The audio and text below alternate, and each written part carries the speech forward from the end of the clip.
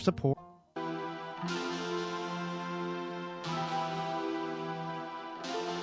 Welcome back to the Gardening with Joe and Holly radio show. Thank you for hanging with us. You got some problems and have faced problems this year with not being able to keep your vegetables, your fruit trees, your shrubs, all of that hydrated. Well, have you not used Tree Diaper? Tree Diaper is the product that will fix all of those problems for you and a whole lot more. Yeah, if your plants could talk, they're going to tell you, especially by now, that they would want to be properly watered. First of all, if your plants could talk, that we've got a whole nother show going on. Yeah, go ahead. Either, they get too much or too little. How do you water properly?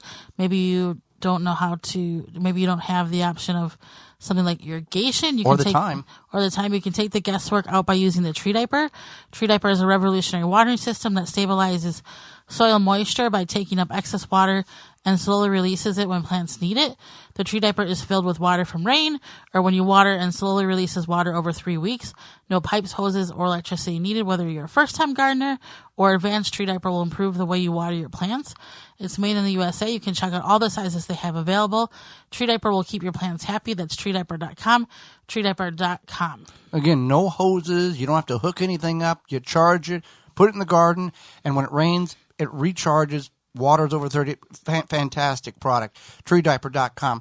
Well, Holly, a lot of people over this last 18 months have spent more time at home than maybe they wanted to.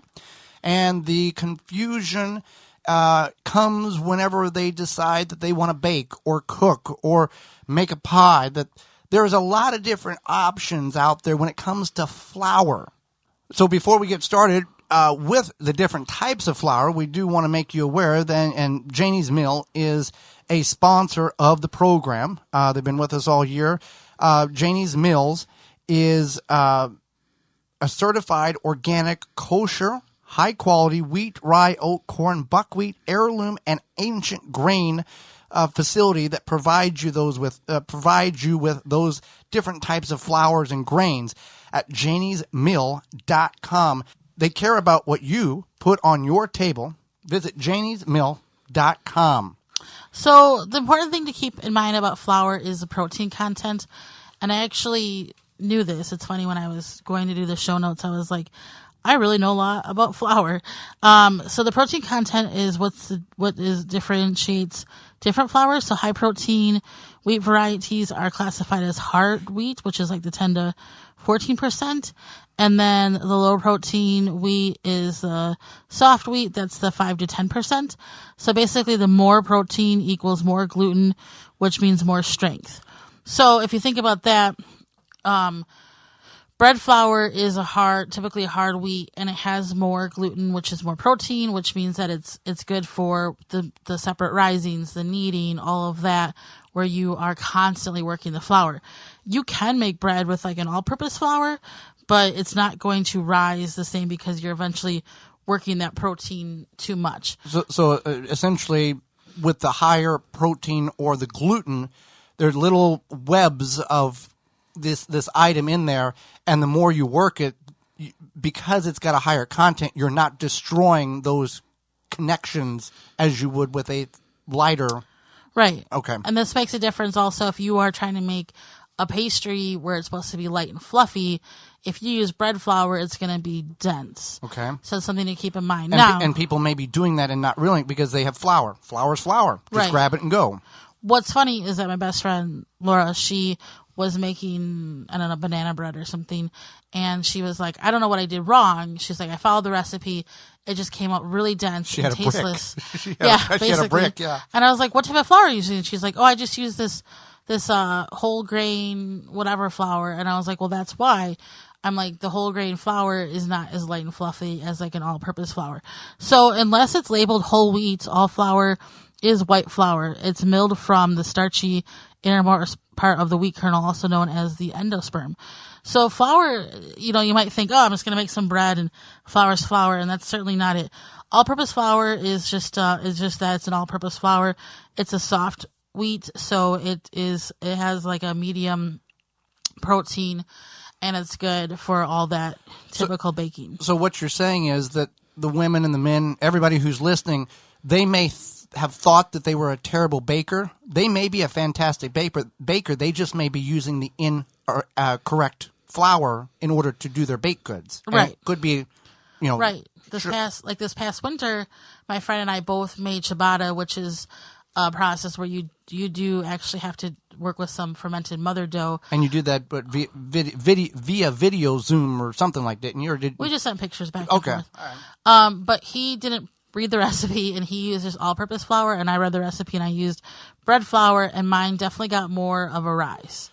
And his was more of a flatter, almost ciabatta. Now, when we talk about gluten, there's some people that actually it's medical that they cannot, or it's not good for them to consume gluten. Right. That's the protein that's in flour. Right. And that's something that they would have to figure out for themselves.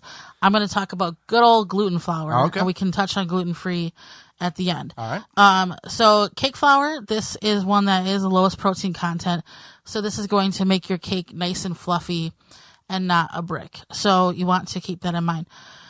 Now, pastry flour is, it's an unbleached flour. I was going to mention all-purpose flour. If it's unbleached or bleached, it doesn't matter. That doesn't make a difference. That's really up to you. If you're making, like a yellow cake or a whitish cake or something like that, you probably want to use unbleached. Otherwise, it might look a little beige. And maybe that's not appealing to everybody. Okay. A lot of times, if you're making a cake and you're not using cake flour, you're using all-purpose, which is fine. You want to keep in mind, like, a lot of people look at the layers of the cake or something and they think it's pretty, so bleach would be better. So, pastry flour is another type of baking flour, but it has a little bit more protein and allows for that flakiness and that tenderness. Because you are going to roll pastry flour, so it needs a little bit more of that protein. Now, when it comes to doing that, whenever we're talking about the different layers of the cake and the bleached or unbleached, people, regardless if the taste is phenomenal, people will look at it with their eyes and going, if it doesn't look right, they'll go, I don't think so. Because regardless, because it's the eyes first, then the taste. Is it better to use unbleached? Is there a chemical there that people feel that may be unsafe to use? That's up to you. Okay. Personal preference. Yeah, personal preference. So bread flour, as we talked about, that has the high protein content. So it's the strongest. It's going to allow you to knead the dough, work the dough. You have a bread machine. Like a bread machine. Yeah. I'm just going to bring up the ciabatta again because that was the last bread that I baked. I started with mother dough where I used the bread flour with a little, I think it was yeast. I let that sit for 24 hours, and then I added my flour to it slowly. But I had to work it several times over and over because in that working process, it allowed for like these air pockets essentially to help the bread. So if I did that with an all-purpose flour, it eventually doesn't have enough of that protein, that high gluten, to keep making it stretchy and malleable, and then it's not going to give you the proper rise. Okay. Now, flours typically come from wheat, but there are other flours that are available that come from beans, different grains. Are those good for bread making, or do you need or is that going to make that dense brick that you need to put behind the wheel of the wagon so it doesn't roll down the hill? You can use gluten-free flours to bake bread, but you definitely want to, some people like to experiment, and B, a lot of times you have to add something like egg or xanthan gum or additional things like arrowroot flour. Right. Yeah. So you definitely have to follow, you should follow recipes for all of your baking because baking is a science. But you also want to make sure that when it comes to gluten-free baking, there's flours that are more favorable for like baking a bread versus something that maybe if you're going to use it for cooking, like breading chicken or something. Now, it all obviously like whole bleached flour, unbleached flour, dime a dozen. The specialty flours are a little like you would get at your natural food store, a little more on the expensive side, but there is a benefit. Or, it's you get what you pay for. And if you're looking for a specialty flour, for a reason of health or just experimenting, that's not a bad avenue to go. It's maybe a little more an investment than getting a 25-pound bag of bleached flour for $12. Right. So I wanted to mention, I know a lot of people are really into the whole grain thing, which is fine. So if you make bread with a whole grain flour, while whole grain flour does have a higher protein content, there's the germ part, which is the wheat germ. That's the part that doesn't get milled out as much as like in a highly all-purpose processed flour. It doesn't get removed or separated. Right. Yeah. Same thing with the wheat bran. So when you have, even though you have that higher protein content, the wheat bran and the wheat germ brings it down a little bit. So you can make bread with it, but sometimes the recipe will call for like half whole wheat and half like all-purpose or something, right? Or bread flour, so that you have that gluten and protein content to make a successful bread. Now, with Janie's Mill, they have ancient grains, they have oats, they have cornmeal, all of that stuff. So it's more of a traditional flour manufacturing company. I do want to talk about Weevil in the flour. If you get a bag of all-purpose bleached or unbleached flour and you let it set 4, 6, 8, 12, 14 months, and you open it up, you're going to have white flour, but you're going to have little black dots in there. We've experienced this. This is called Weevil. During the farming process, whenever the grain is harvested and stored in a bin or a granary or a facility, there are tablets in which first you spray the area with a toxic spray, and then once the grain is put in there, then you take these very potent tablets and you shove in the grain, and then over time it will immerse the gases in order to kill the weevil. Not all weevil is killed. The purpose of removing the weevil is the weevil will eat the inside of the grain of wheat out, and then you have no value and no weight, and it's a waste. So whenever you see the black dots, those are most likely weevil, dead or alive, and technically it's not unhealthy. It is safe to consume them. So if you only have flour that have a little weevil in it, just go ahead and use it. Totally safe to do such. But most people are very put off by seeing this in their flour and will dispose of the flour altogether. But that is what you're getting. That's what you see.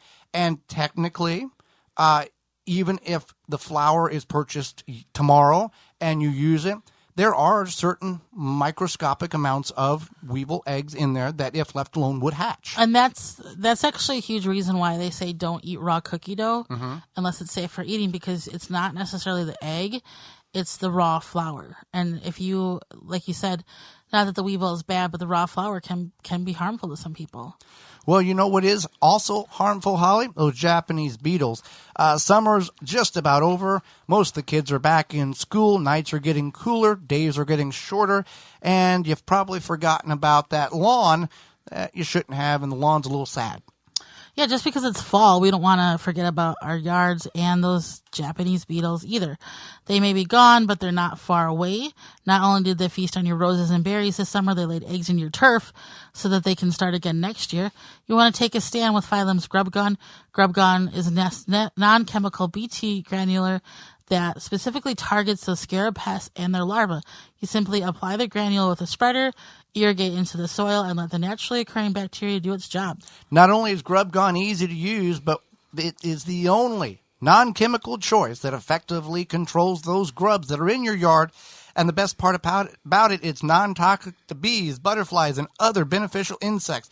In fact, Grub Gun has 0 label restrictions for flowers and applications around flowers, so you don't have to get down and remove those flowers to prevent those beneficial insects from taking up the poison that other products would leave and tainting their hives. Have you checked it out? That's Grub Gun from PhylumBioproducts.com, the natural choice. That's PHYLLOM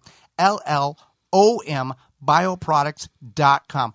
Hey there, gardeners. Thanks for checking out this segment of the Gardening with Joey and Holly radio show. If you like what you've seen, you can search through the channel and find full in-studio videos of the entire show.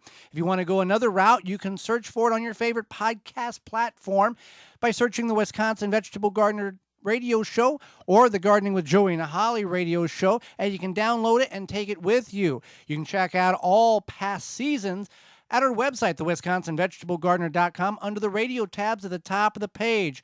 We thank you for joining us. We hope you've learned and enjoyed the show, the segment, and we'll see you next time.